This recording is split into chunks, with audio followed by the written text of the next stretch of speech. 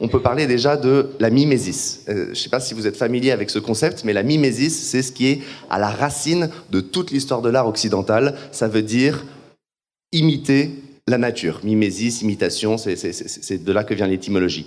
Et tu as un sculpteur qui s'appelle Polyclète, dans l'Antiquité grecque, qui a établi ce qu'on appelle le canon. C'est le terme qu'il a utilisé, ça s'appelait le canon avec un K à l'époque, et ça se traduit littéralement par la règle. Et Polyclète, grosso modo, il a déterminé quelles étaient les lois de la nature. Une tête, ça vaut 3 torses. Une jambe, ça vaut 2 tiers de bras. Et donc, en fait, les penseurs de l'Antiquité grecque ont commencé à rationaliser la nature et à se dire quelles étaient les lois fondamentales de la beauté idéale. Mais en faisant ça, ils l'ont complètement fantasmé, ils l'ont complètement idéalisé, et on sent déjà un rapport un petit peu dominateur de l'homme, de l'humain, sur la nature. Ce concept de l'imitation de la nature, tu le retrouves sur 1500 ans, 2000 ans d'histoire de l'art, et c'est ce qui a animé, l'art jusqu'au grosso modo aux impressionnistes. D'imitation et de transformation, du coup. Parce imitation, qu'il y a un peu transformation et idéalisation, tout à fait. Il y a toujours une vision. Donc, lorsque dans ce rôle d'imiter la nature et de la sublimer, en fait, il y a une appropriation et il y a une rationalisation très, très cartésienne, et du coup, pas forcément conforme à l'idée de continuité et de liberté de la nature. Il y a un autre gros socle intellectuel, philosophique, qui a beaucoup conditionné les artistes, la société humaine pendant ces 1500-2000 dernières années, c'est évidemment l'essor des monothéismes. Le monothéisme, que je parle de la Bible, mais ça c'est valable également pour le Coran et surtout pour la religion chrétienne, judaïque et coranique, met l'homme au cœur de la nature et en rôle de dominateur. Il y a ce petit extrait donc de l'Ancien Testament avec David, et je rappelle d'ailleurs que David est également un personnage du Coran connu sous le nom de Daoud.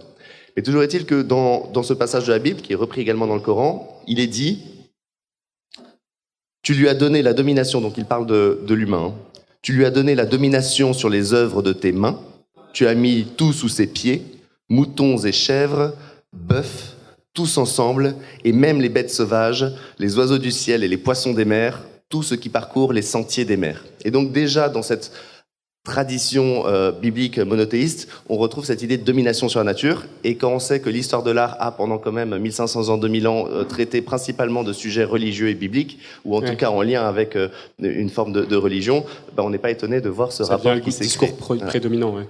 Et puis il y a un troisième gros bloc, donc j'ai parlé du concept de mimésis, j'ai parlé du concept un petit peu en lien avec le monothéisme. Il y a un troisième gros concept qui va énormément influencer les artistes, c'est l'essor du progrès, les temps modernes, c'est-à-dire à partir de la Renaissance, où on commence à mettre Dieu un petit peu de côté et qu'on commence à rationaliser un petit peu la société dans laquelle on vit. On voit que l'observation de la nature, sa compréhension, le fait de l'inventorier, de la classifier, de l'étudier, etc., donne aux humains, aux sociétés et aux artistes des outils pour essayer de la maîtriser encore plus. Et là, j'ai mis derrière moi une petite représentation de Léonard de Vinci d'un tableau que vous connaissez peut-être. En tout cas, c'est un petit détail, mais c'est la Joconde. Voilà, je crois que j'ai pas besoin de le décrire. Mais j'ai voulu insister sur un petit détail qui est derrière.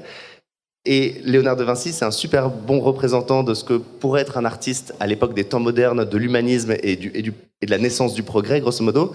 C'est un artiste qui a passé son temps à étudier les phénomènes naturels sous un angle très scientifique. Il regardait comment est-ce que les gouttes d'eau tombaient sous la pluie. Il disséquait des cadavres pour comprendre comment la biologie se formait.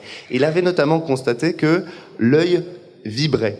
Et que l'atmosphère, plus elle était éloignée, plus elle se floutait, elle se bleuissait, parce que les filtres du soleil et de la lumière, grosso modo, faisaient perdre un certain nombre de contrastes chromatiques. Et donc, en observant ça d'un point de vue très scientifique, il s'est dit, tiens, comment est-ce que je vais faire pour l'appliquer dans mon tableau ?